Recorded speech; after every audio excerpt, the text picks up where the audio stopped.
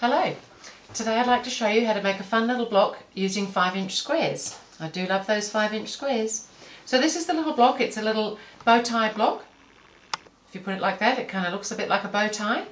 And I've actually done a pattern using this block with 5-inch squares, and I've called it Getting Around to It because of the way I've set the block that kind of creates this sort of circular pattern.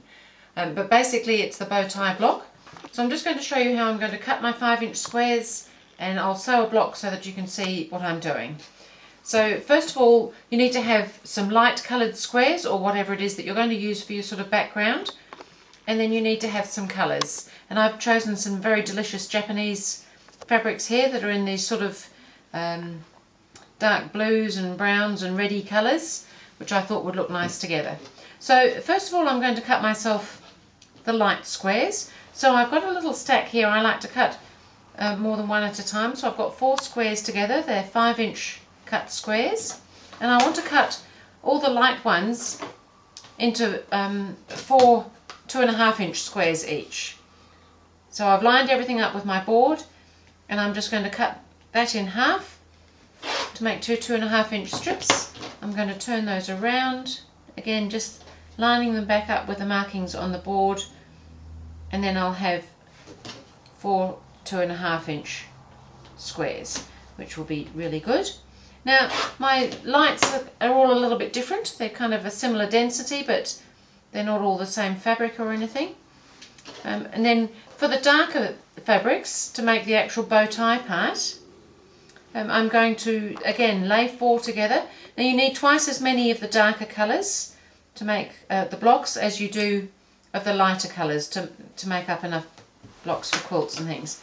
So now this time, from the dark fabrics, we need to cut 2 2.5-inch squares, and we need to cut 2 1.5-inch squares. So there's a little bit of fabric that we're not using. I don't want to call it waste. I don't like to waste. It might be useful for something somewhere else. So I've lined again up with my board. I'm going to cut it in half now to 2.5 inches. So I've now got 2 2.5-inch strips, but I want 2 2.5-inch squares. So I'm going to turn that around, line it up again, and cut that in half into my 2.5-inch squares of my darker colours. And then this piece here, I need to cut some 1.5-inch squares. So again, I've lined that up on my board, and now I'm going to cut a 1.5-inch strip. So that's 1.5 inches from here to the ruler. Now I don't need that 1-inch strip. I'm sure that'll be useful for something one day.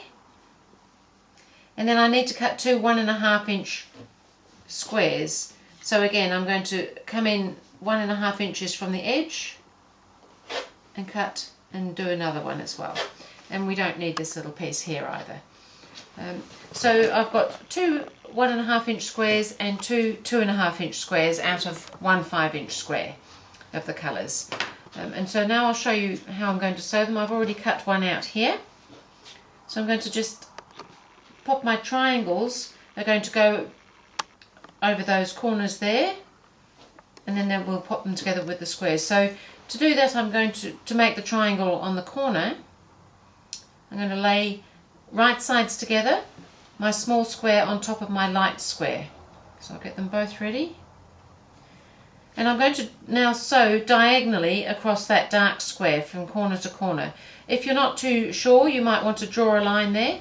I feel that I can just sew that without, I'll probably get it wrong now I've said that, but I'm just going to sew by eye from corner to corner, because to me that's just a short distance, but as I said, don't feel that you have to. You can draw a line there to sew along. So just from corner to corner.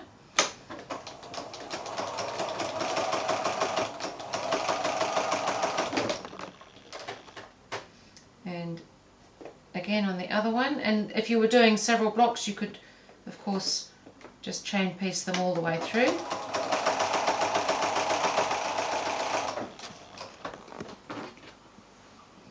So now I've got my corners on. I'm going to trim those off now, so I don't need these bits at the moment. So I'm going to just now trim 1/4 inch away from the seam into the little triangle area, because we don't need that in behind. So that's just trimmed off that small triangle and left me with a 1/4 inch seam allowance there. And the same on this one. Don't need those little tiny triangles, even those ones I can't imagine what you'd use those for. So I'm just going to quickly press these. I'm going to press them, because my corners are darker, I'm going to press them into the corner. Just press that down like that. And this one down.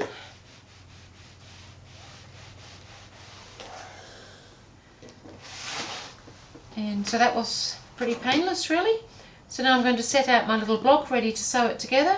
So I've got a dark square, and then you need to have the 2 dark triangles meeting in the middle and the other one there, and you can see that that's now forming the bow tie. So now we just need to sew those 2 together into pairs. So again, just with using a 1/4 inch seam allowance.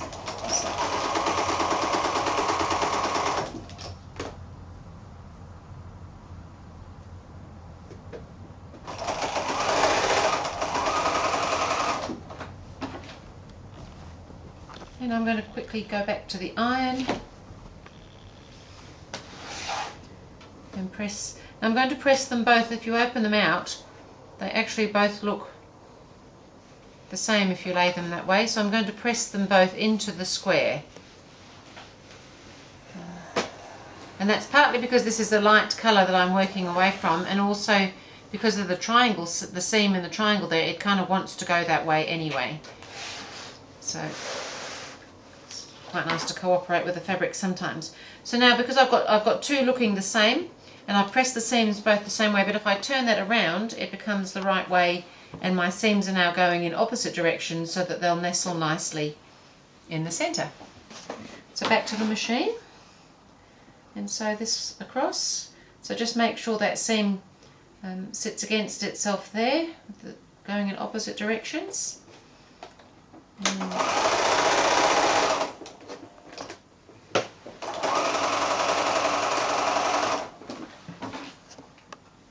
So you can of course chain piece all these. So I've used the same fabrics in the darker, in the colour, in the block, but I've allowed my lights to be all different. That can be kind of nice to be a little bit random, but I felt it looked nice if the same fabric was used for the bow tie part. Now I'm just going to press that seam in one direction.